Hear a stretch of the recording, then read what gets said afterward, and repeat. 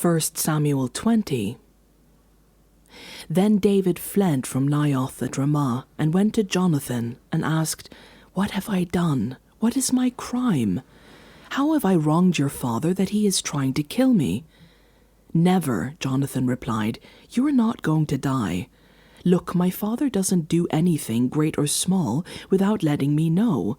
Why would he hide this from me? It isn't so."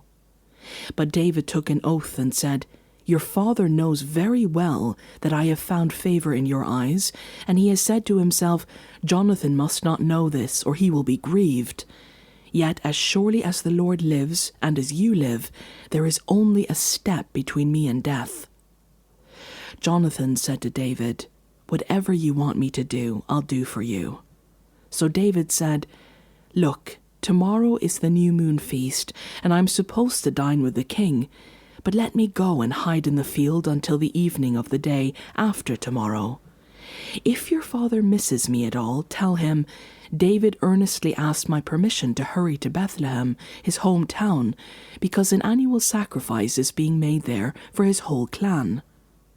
If he says, 'Very well,' then your servant is safe. But if he loses his temper, you can be sure that he is determined to harm me. As for you, show kindness to your servant, for you have brought him into a covenant with you before the Lord. If I am guilty, then kill me yourself. Why hand me over to your father?" "Never," Jonathan said. "If I had the least inkling that my father was determined to harm you, wouldn't I tell you?" David asked, "Who will tell me if your father answers you harshly?" "Come," Jonathan said, "let's go into the field." So they went there together. Then Jonathan said to David, "I swear by the Lord, the God of Israel, that I will surely sound out my father by this time the day after tomorrow. If he is favorably disposed toward you, will I not send you word and let you know? But if my father intends to harm you, may the Lord deal with Jonathan, be it ever so severely, if I do not let you know and send you away in peace. May the Lord be with you, as he has been with my father. But show me unfailing kindness like the Lord's kindness, as long as I live, so that I may not be killed. And do not ever cut off your kindness from my family, not even when the Lord has cut off every one of David's enemies from the face of the earth." So Jonathan made a covenant with the house of David, saying, "May the Lord call David's enemies to account." And Jonathan had David reaffirm his vow out of love for him, because he loved him as he loved himself. Then Jonathan said to David, "Tomorrow is the new moon feast. You will be missed, because your seat will be empty. The day after tomorrow, toward evening, go to the place where you hid when this trouble began, and wait by the stone Azel. I will shoot 3 arrows to the side of it, as though I were shooting at a target.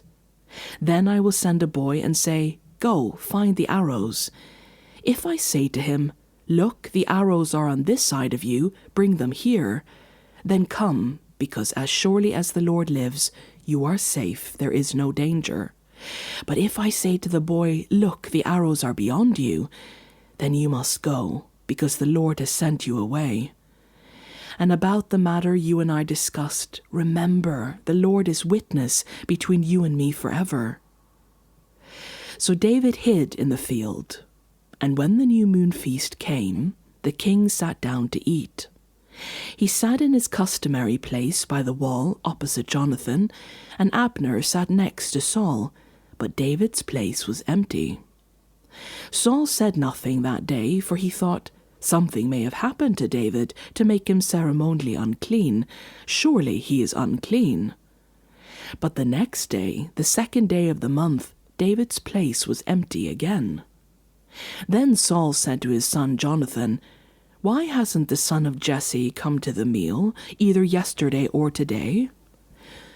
Jonathan answered, "David earnestly asked me for permission to go to Bethlehem. He said, 'Let me go, because our family is observing a sacrifice in the town, and my brother has ordered me to be there.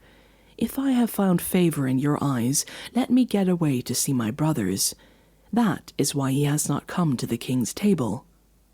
Saul's anger flared up at Jonathan, and he said to him, "You son of a perverse and rebellious woman, don't I know that you have sided with the son of Jesse, to your own shame and to the shame of the mother who bore you? As long as the son of Jesse lives on this earth, neither you nor your kingdom will be established. Now send someone to bring him to me, for he must die." "Why should he be put to death? What has he done?" Jonathan asked his father. But Saul hurled his spear at him to kill him.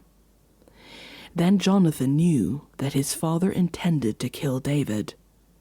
Jonathan got up from the table in fierce anger, and on the second day of the feast he did not eat, because he was grieved at his father's shameful treatment of David. In the morning Jonathan went out to the field for his meeting with David.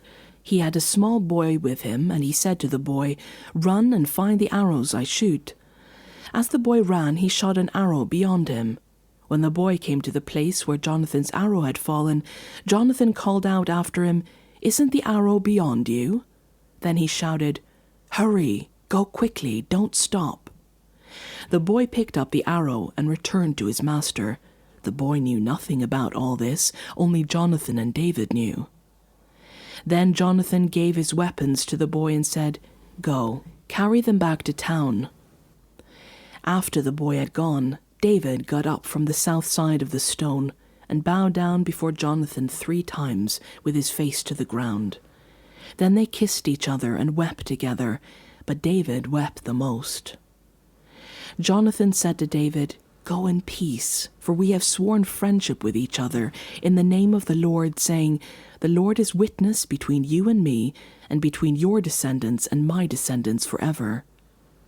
Then David left, and Jonathan went back to the town.